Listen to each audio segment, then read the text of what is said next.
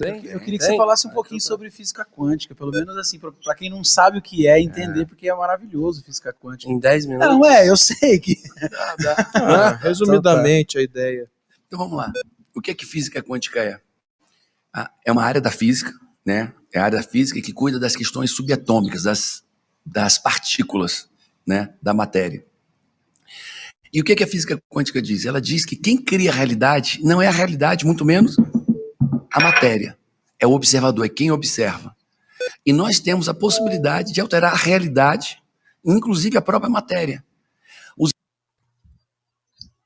Já começou ruim, né? Queria muito eu, né? Imagina, veja bem, nós teríamos condições, veja bem, olha as palavras dele, nós teríamos condições de mudar a realidade. Incluindo a realidade sendo matéria, por exemplo, nós somos a realidade, portanto nós somos um ser de matéria. E a matéria em si, a gente compreende como realidade, pois a gente observa o comportamento dele, mas não só a matéria, né? Existe o espaço e o tempo também, que a gente conhece como os tecidos.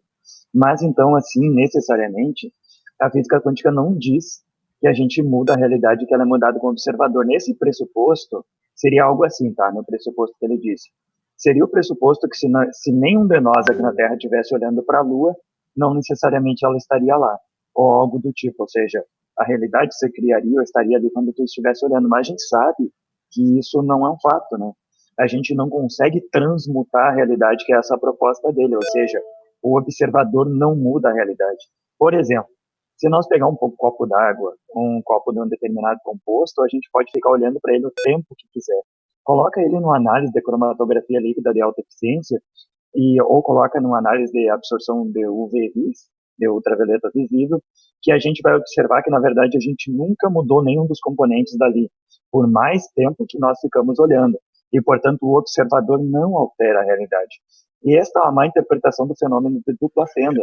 Do gato de Schrödinger, ou não? Do gato Schrödinger também, mas principalmente do dupla fenda. O dupla fenda, ele parte do pressuposto, assim, da emissão de elétrons em duas fendas. Pode ser ondas de luz também, tá? Vamos trabalhar com elétrons.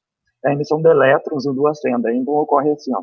Ocorre que ele tem um comportamento quando a gente chama que não está sendo observado, tá? Então, ele passa com um comportamento ondulatório.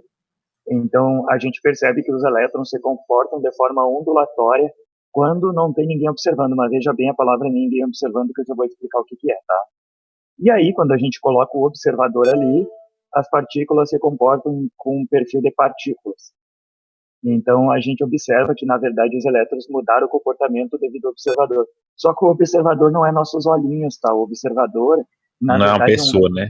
Não é uma pessoa. O observador é quando a gente liga um equipamento de laser para observar aquilo dali.